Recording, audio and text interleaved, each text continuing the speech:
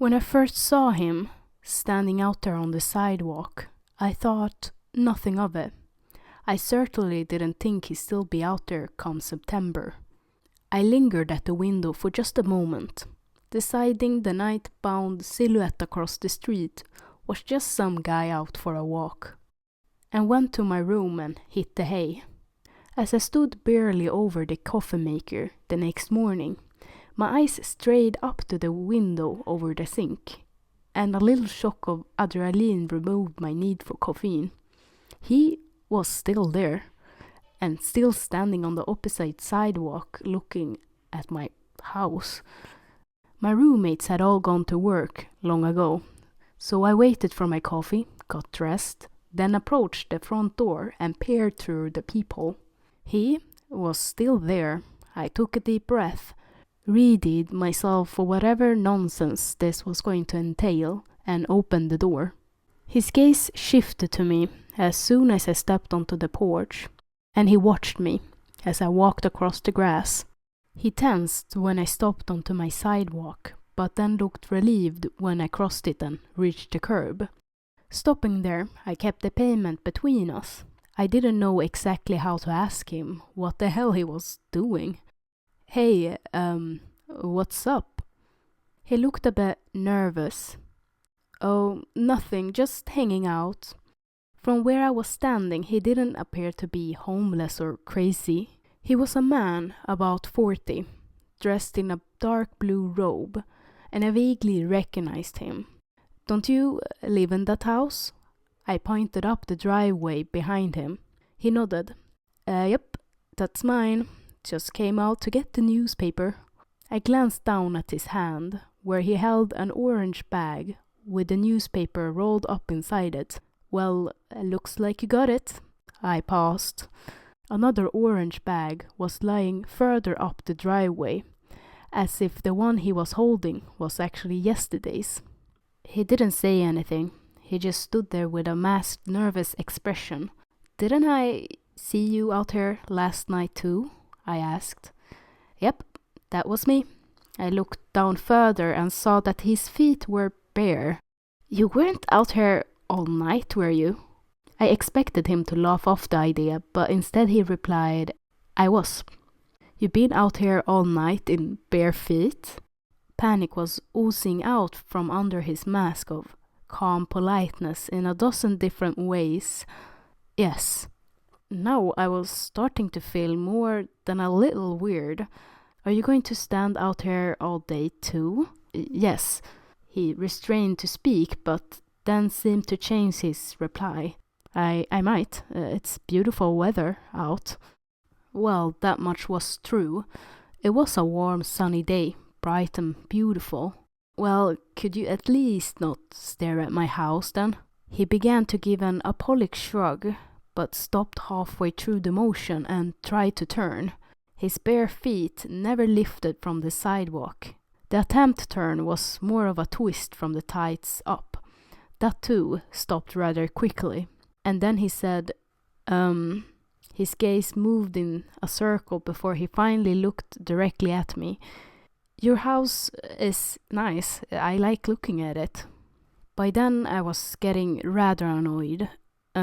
What's your name? Rush. Rush, nice to meet you. I shook my head. I had never had to do this before. If you don't stop being weird and staring at our house, I'm going to call the police. His eyes lit up. Yes, please do that. That was a weird enough reaction that I actually got out my phone. I had been raised to never involve the police for any reason, but this was abnormal enough that I felt I had to. I told the dispatcher we had a strange man standing outside our house and that he had been there literally all night. Yes, all night. She said 2 officers would be with us shortly. Rush and I didn't talk much while waiting for them. He just stood there looking at me at random times and around the neighborhood otherwise. Ours were a quiet street, populated by nice people who kept mostly to themselves. We'd never ever had cause to really meet each other. If we had, I might have known more about Rush. But as things were, he was just some man acting strangely, although his aura of masked nervousness calmed as a square car turned up the lane and approached us. 2 uniformed officers climbed out and approached us with tired stances. One asked dismissively, "What seems to be the issue here, ma'am?" Rush looked at me hopefully. I told them, "This guy has been standing out here staring at our house all night long." The second cop rolled his eyes, but he did ask Rush, "Is that true, sir?" Rush gulped and stated, "Yes." Both cops straightened up at the unexpected answer. The first one asked, "Seriously?" Rush nodded. The second cop looked at each of us for a moment and then said, "Well, move it along then." Rush tensed and stood a little taller. "No." What?" I said, "No." As the pair began walking towards him, he added, "Sir." As one got out handcuffs and the other sneered and said, "Listen here, asshole." But he stopped about 2 feet from Rush. His partner froze as well. "Come on," Rush urged. "What are you waiting for? Come on." The 2 men looked at each other with haunted expressions, then began to back away. The handcuffs were returned to their belt. "No!" Rush shouted at them. "Do it! You prigs, you pig, you ugly bastard, come on, just beat me up, teach me a lesson, knock me down." The first cop's face was pale. "You're fine, sir. You're absolutely right. We're pigs. Just do what you like. Stand there as long as you want. You're on your property, technically, so this is none of our business." The second glanced at me with apologetic terror. Both jumped in their car and peeled away. Rush screamed incoherently after them, but he did not move from his spot on the sidewalk. I called the station a second time to ask them what had happened, but after taking my address, the dispatcher told me to never call them again and hung up. The anger faded off Rush as he saw me lower the phone, and I stood there awkwardly as a grown man across the street began to outright cry. I've never seen a 40-year-old man bubble from sheer hopeless terror. "Rush, what's going on?" He couldn't answer past his tears. Looking left and right first, I finally stepped onto the street and got near him. I had this strange notion, but I couldn't articulate it. The words simply wouldn't come to mind. An intellectual awareness was the most I could manage. I did reach the opposite curb right in front of him, and I was intent on pushing him back off his spot on the sidewalk, but I changed my mind about 2 feet away from him. It would have been weird to touch a crying grown man. I stepped back to the street, confused. I tried a second time. At 2 feet away from him, literally with an arm's reach, I changed my mind again. He could do what he liked. Who was I to interfere if he wanted to stand outside on a beautiful day? Each time I got close and then I changed my mind. His tears and terror deepened. I remember murmuring, "All right, screw this." And I backed up to the middle of the street to get space for a running start. I couldn't articulate what I was doing, but I guessed that leaping tackle might work. I braced myself and then lunged forward, ready to spring up at the proper distance. But as I went to jump at him, I changed my mind. There was nothing wrong. I was just being silly. Who cared about any of this? I slowed down and curved away. His sobbing became a river. Despite an overwhelming sense that something was very wrong, I turned and slowly went back inside. I could still see him through the kitchen window, and I began going about business of my day with a muted horror that I could not acknowledge gnawing at my heart.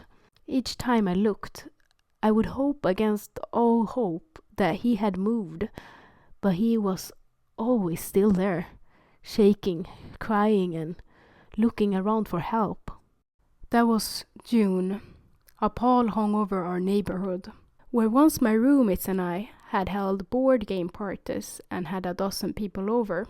We now ate meager meals in silence. Whenever one of us would think to talk about something that had happened at work or perhaps an event we were looking forward to, we would get half a sentence and then be overwhelmed by a sense of hollowness. Who could care about a concert or a trip to a water park at a time like this? We would stop our sentence midway through and glance out the kitchen window as a group. Always, Ross was still standing there. He successfully avoided dangerous sunburns by lifting his robe over his head during the brightest hours, and he had a few nearby trees to shade him at other times. His bare feet took the worst of it, and were red and boiled after a week. During that second week, we would gather as a neighborhood. It was impossible not to have noticed him standing out there by then, and all various residents of our street wandered out to speak to him, and to one another about various polite topics with strange undertones. Terrible weather, a neighbor would say, her eyes fearful. The weather was gorgeous and beautiful. Absolutely terrible weather, another one of us would say. Horrifying, in fact. What the hell is happening with our weather? I remember the oldest of us, a woman, who had lived through the Great Depression and was normally tough as nail, then cried openly and sobbed, "Why is the weather doing this?" Rush just stood there through all of this, visibly hopeful and terrified. The older woman screamed at him, "Why don't you just go inside?" He could only shrug and shakily tell her, "I don't want to go inside. I like sunburns on my feet." She approached him with both hands up to throttle him, but changed her mind as she came within reach. "You're a smart man, you can take it. I shouldn't interrupt with your enjoyment of nature." She hopped away in tears, trembling violently. Another one of our neighbors stepped forward. "At least take these clothes." He held a folded shirt and a pair of jeans forward, but turned away before getting close enough to hand them over. You probably don't want my old hand-me-downs." "Right," Ross replied hopelessly. I'm fine, thanks though." It was the rainy season in our parts, and it began drizzling on our heads. So we retreated to our homes to gaze out the window and watch Ross thirstily open his mouth to the sky. Once the torrent was heavy enough, he could also lean down and scoop water from the flow running along the curb. That gave us an idea. As a neighborhood, we began to wash our cars more often. The runoff from the houses would flow past Ross, allowing him to drink and stay alive, but only for as long as was normal for washing one's car. None of us mentioned it to one another. We just saw others doing it, so we did too. The rainy season also brought worms up out of the ground, which he ate. He learned to stand still long enough for the birds to come near. He would grab them and then eat them whole. The sidewalk near him became full with waste until each new rain washed it clean. One of the men on the street began building a long wooden and metal construction. For the first time in a month, we had something else to see outside our windows, and we watched him for nearly a week before getting a sense of what he was doing. It was a massively long Rube Goldenberg machine full of levers, swinging hammers, rolling balls, and other assorted nonsense. From the 2x4s he laid out, he'd planned for it to extend all the way down the street, around the corner, and out of sight. My roommate and I took a few days off work and wordlessly began helping. The older woman in the neighborhood brought out drinks and food for us. Rush looked on while we ate and drank, but he watched especially carefully while we worked. I never been one for tools, but I muddled through figuring out how to saw and nail things effectively. And the other men in the neighborhood joined us without a word when they saw how serious we were. It took 6 days, but we finally finished the contraption on the eve of a big storm. As the sky was growing dark, we gathered around the corner out of sight of Ross and stared at the bottom, that would activate the machine. If all the levers and hammers and contraptions worked, Rush would be knocked over by a battering ram mechanism at the very end. We stared at the bottom. A jogger approached and we stared at her. She slowed and looked worried that 30-odd people were watching her. We backed up and glanced at the bottom, repeatedly. You want me to push this? She asked, curious but concerned. Is this for some sort of prank video? We looked at each other, and the old woman who had survived the Great Depression shrugged and nodded. The jogger moved close and hovered her hand over the bottom, before backing up. Nah, I rather not participate in a prank video. Her expression was fearful and panicked. She jogged on as we stood in despair. The storm came and destroyed most of the mechanism. The man who had started it took it down in grief-stricken silence over the course of the next week. Rush watched the process with despondent eyes. A moving truck pulled up one morning, and we gathered on the street to watch his wife begin packing things. Rush lost his job because he stopped showing up, she explained, and now we can't afford the place anymore. She looked over at him with narrowed eyes and said hatefully, I don't understand why he's doing this. I'm not staying with an unemployed loser who would rather stand around all day than do some honest work. This is honest work, he called over, crying despite his words. It's tough standing here without rest. I do get tired, but someone has to do it. We watched her put Ross' son in the passenger seat, and then drive off with most of the contents of his house. We looked to Ross. He gulped, wiped his tears away and gave the finest reasoning I'd yet heard. It's more important that I stand here than go after my family. I didn't value them anyway. He seemed to give up after that, letting the sun sear his flesh day after day, not even bothering to eat the worms that followed each storm. That was July. The first party our street had seen in months nearly sparked a riot. Our place was one of 2 on the street, designated as off-campus housing, and the other houses kicked off a kegger about 7 o'clock one night. Outrage and anger flooded with us into the foyer of that house. The college guys therein turned down the music and had their friends hang back a second as the entire neighborhood crawled in. The old woman asked, What the hell do you think you're doing? Having a party, one of the guys responded. What's the problem? We're not being loud.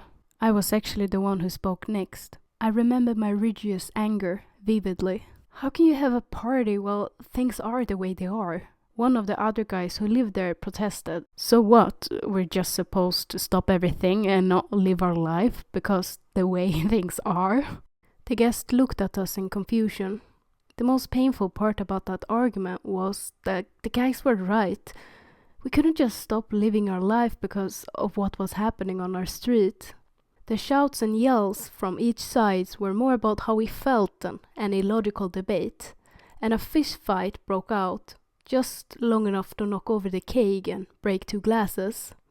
We held each other back and retreated as a neighborhood, leaving the college guys to their party.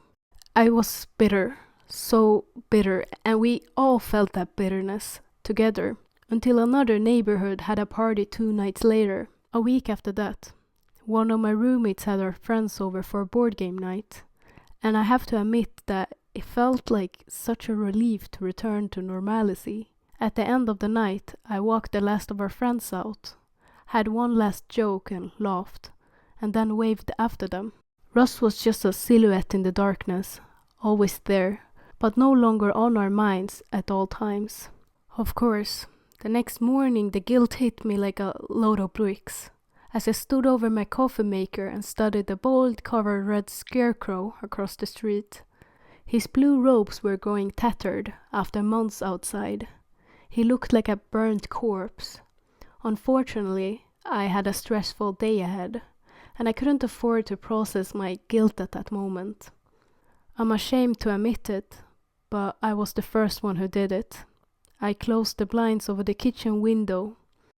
It was just supposed to be for that day, just so I could get through the big project at hand, but the blinds never came up after that.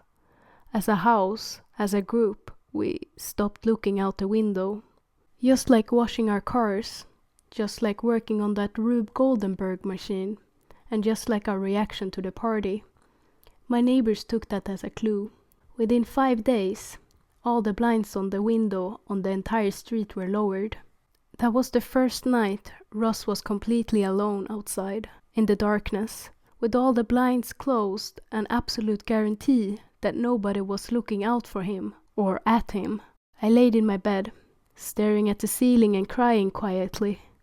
This was not like the other pains on our street, not like the ones that couldn't be articulated. I knew exactly what I've done this time, and I could think and say the words since it was my issue and my guilt alone. I was the first one who closed the blinds. I wanted to be the first one who raised them again, to look out upon our neighborhood's problem and force everyone else to open their eyes and unite again. But I didn't have the courage. I needed to work, I needed to pay my rent, I couldn't be the one. Because raising my blinds would mean acknowledging the problem, and I couldn't afford to be racked by guilt and confusion and pain any longer. Each night I prayed that someone else would be the first one to raise their blinds. Surely someone would do it. It was the only continuous path, and someone would definitely feel compelled to do the right thing. Then we could all do it together. I put the issue out of my thoughts for so long. I was actually startled when I saw Ross healthier than before, with nobody mowing his lawn or trimming his trees, and with an abnormally rainy season. The greenery around him had grown to shade him nearly the entire day. His skin was back to a decent color, where crinkled patchment had peeled off, and a large number of crickets and other bugs had taken up residence in his waist-high lawn. On these he fed, reaching down to grab insects at random and eat them when the urge struck him. I had looked because a car had pulled up, and I watched as a real estate lady got out and began pestering him. "Hey!" I shouted from across the way, defensive over our issue. "You leave Ross alone." "This is ridiculous," she called back. "I need to sell this property, and I'm never going to get a buyer interested in a property with a weathered homeless man standing outside of it." "He's not homeless," I shouted to her. "That's his home." "Well, not anymore. His wife got it in the divorce because he failed to show up to the hearing." I don't know why I said it. I meant the sidewalk. Somehow, at some unknown point, I accepted it as simply the things were. The real estate lady glared at me, and then at Ross, and then she got in her car and left. I knew what would happen next, and my roommates and I harassed the landscaping crew she sent until they got fed up and left too. If they mowed the lawn and pruned the trees, Russ would be in serious trouble. We congratulated ourselves for a job well done and went back into our house for a board game night. That was August. The derisive talk began earlier this month. As the first chill of autumn hit the air, I think people instinctively knew that the worst was yet to come for him. Whenever we happened to glance his way, someone would spit and call him an idiot for standing there like that. "Why doesn't he just go inside?" someone would ask. "Yeah, what a dumbass," someone else would say. I just stared at them when they said things like that. I did wish it would stop, that he would stop, but I don't know.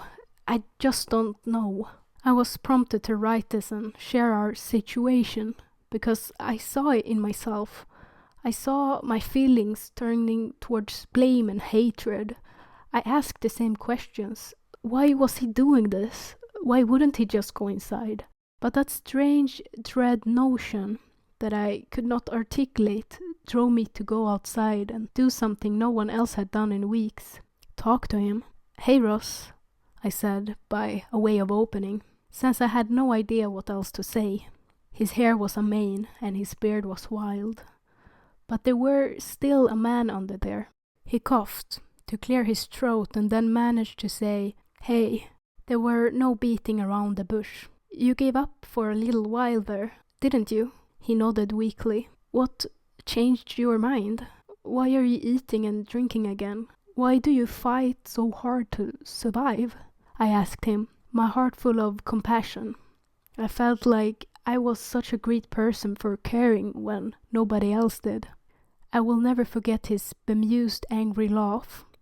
He tilted his head and said, "To stick it up to you assholes." That was the one answer I never expected.